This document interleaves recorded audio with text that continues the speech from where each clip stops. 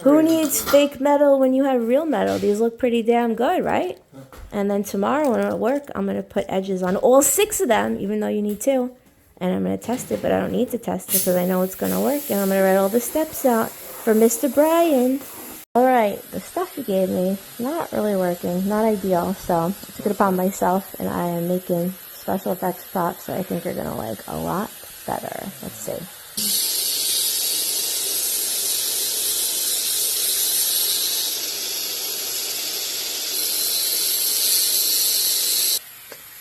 Cutting 3 actual poles for you. And then Dr. Ron Feldman, the real Dr. Feldy.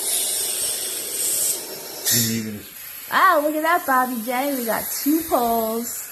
2 poles, no imitation poles. Doing the real deal. He's even smoothing the edges. Look at that. Now we have 4, we're gonna have 6.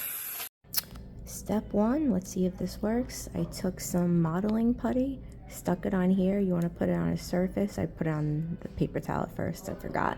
You gotta put it on a surface that it can just peel off, like plastic. Tin foil will be better. Forgot it. I'm at work doing special effects. Look at that.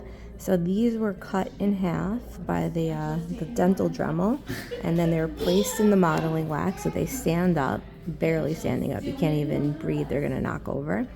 Now I'm gonna add liquid latex, so that's gonna become the base, because you have to have a flat base. You'll see.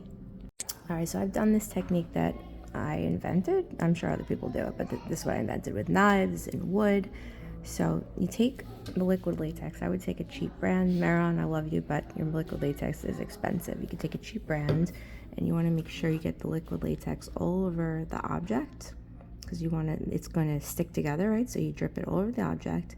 Make sure you make it all over the wax or modeling putty, and it's wide enough, because you need a base to stick to someone's face or body part. It's got to be wide. If it's too skinny, you don't really have anything to stick to. Make sure you get it all over whatever you're sticking in and the bottom. I'm gonna do 2 coats because I want it to be thick and I want it to be resilient. So this is 1 coat of liquid latex glopped on pretty thick. I'm gonna do this on all of these, let it dry. You can use a blow dryer. Highly recommend a blow dryer, not too hot and not too strong, or it'll knock things over. Let it dry fully. Make sure it is 101% dry. Then you can peel them off.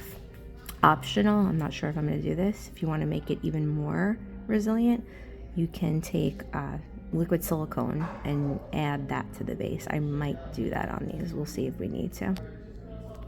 I'm all about what's fast, what's efficient. So you can see everything is coated. There's a lot of latex all the way around here. So this whole thing will meld together, and then I'll do another coat, and we're gonna peel it off, and we'll see if I can stick it to my face, my legs, and make it look like this is blood and this pole is sticking out of my face, legs, body parts, the way it's sticking out of here. So this is what the director gave me to make these. So it's supposed to be, you know, like metal poles, right, from the back of a headrest.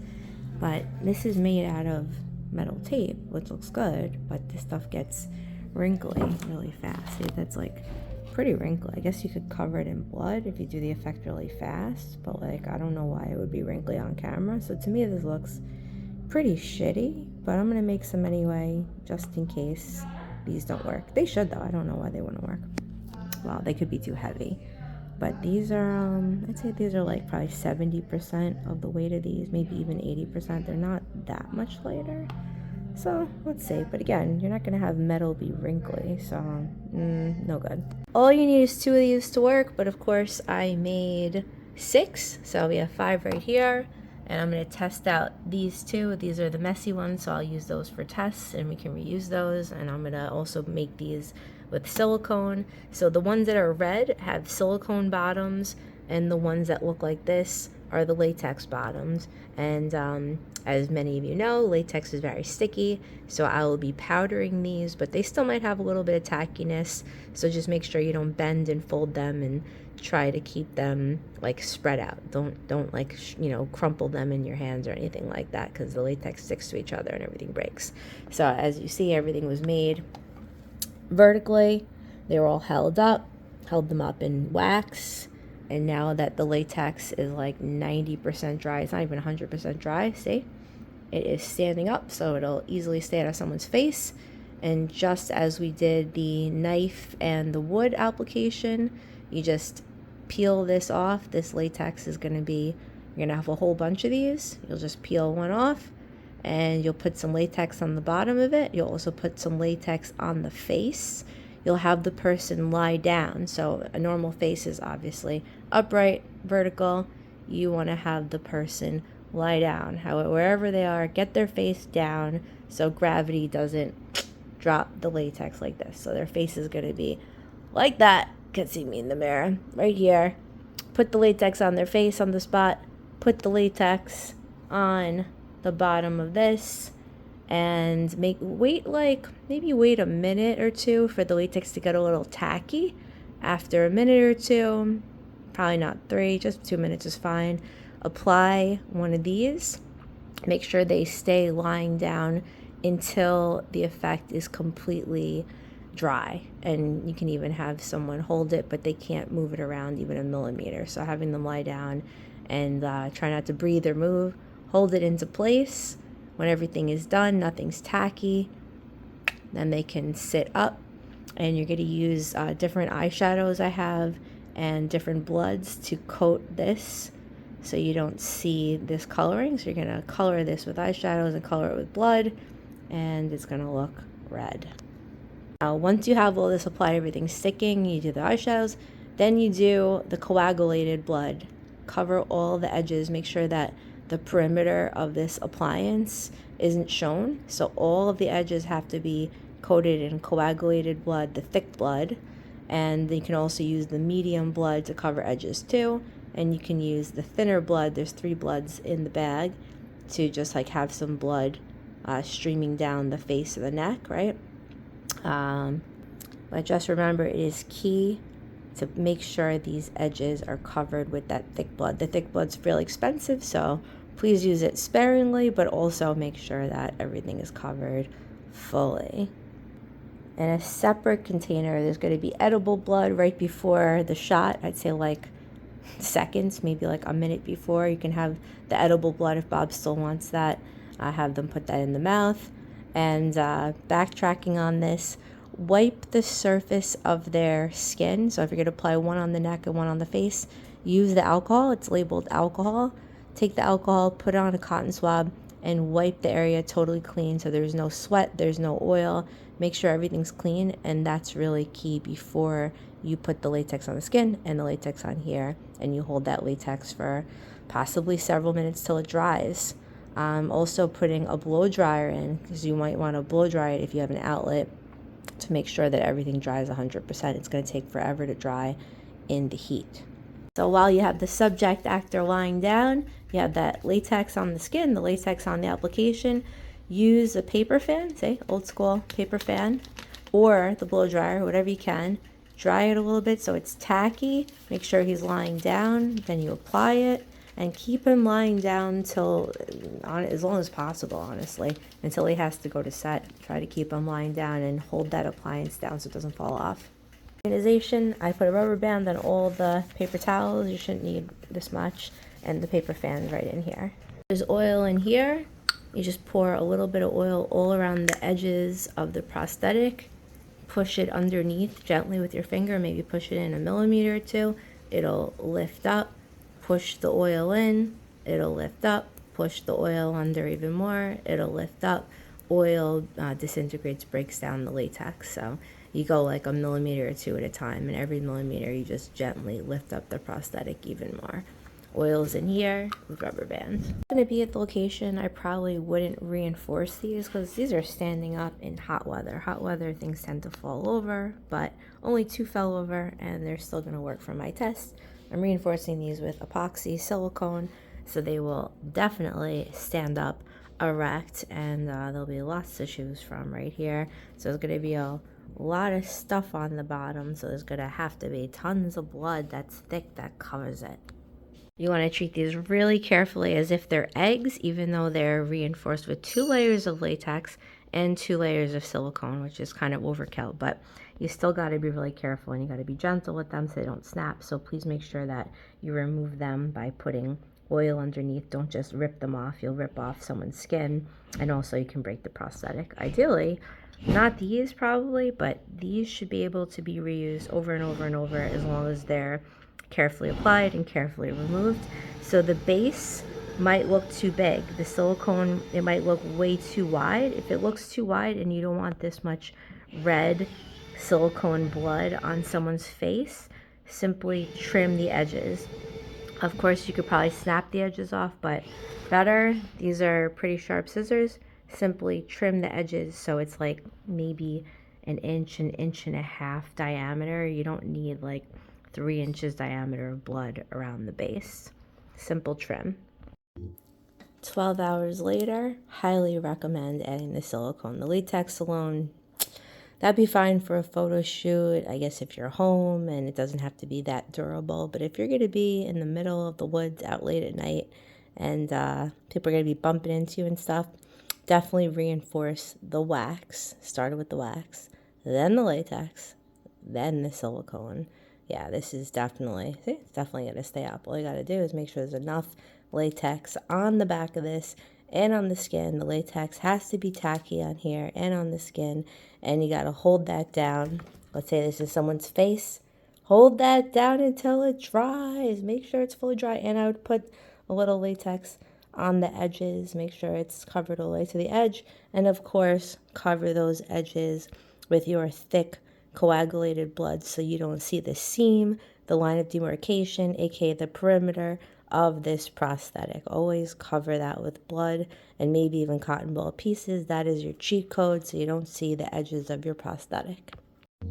Second and final mention of this. So see the edges. If the edges are not the shape that you like, if you put it, let's pretend this Tupperware is someone's face. If you put it on someone's face and it looks like it's too big, you don't want this much, quote, blood, just cut the edges. But don't cut the edges too thin, because you do want a wide enough base so it adheres to the face. So this is a little bit just sloppy. So say I'm going to cut the edges to make it look a little more natural like it is on the left side.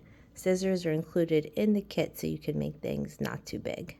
Feel free to cut these bases. Don't cut all the bases, but just cut the ones you're using.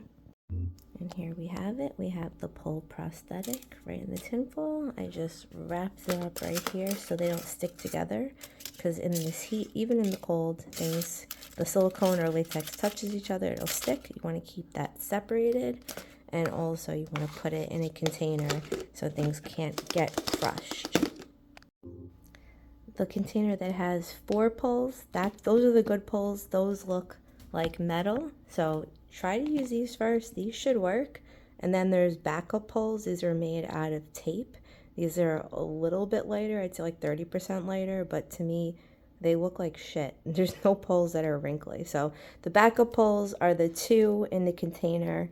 If you see 2, those are your backup. I guess if you cover them with enough blood, they could work on camera. But try these first. These should work. It worked for me. And these aren't really that much later. So see what happens. Blood explanation. I'm giving you a lot of blood for this. You shouldn't even use a third of this. This is thin blood. So this is going to be your final step. So I'll put this here.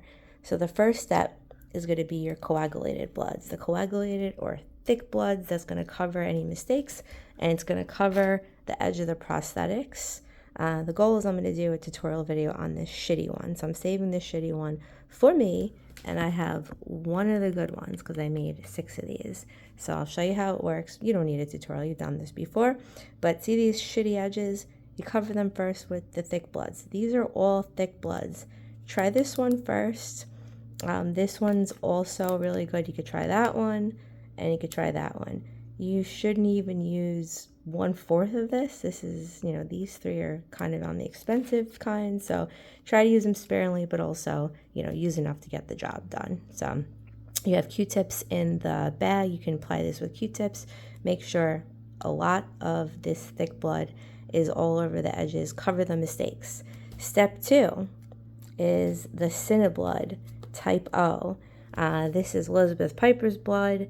She made this blood. It doesn't stain anywhere, but we have tarp down, and hopefully you don't have to worry about that. But anyway, this is the medium thickness. This looks very real on film, and this can also help cover mistakes too, but it's not as thick as this. So this will be step 2. Add this type of blood. Always good to add multiple types of blood to make it look realistic. If you want, this is a little on the red side, not my absolute favorite. I would say just probably skip this, but if the director asks for drippy blood and you want things to actually drip, try this one first. This will give you a little bit of like a medium thickness. There's some viscosity drip. This is going to be your thin, drippy blood. Might not even need this. So now you're all set for the bloods. That should be your final step. You shouldn't even need any of the lipsticks or lip liner to add color. Totally not necessary. And honestly, it'll probably fuck it up and it'll probably look shitty. So that's it. That's your topping for this.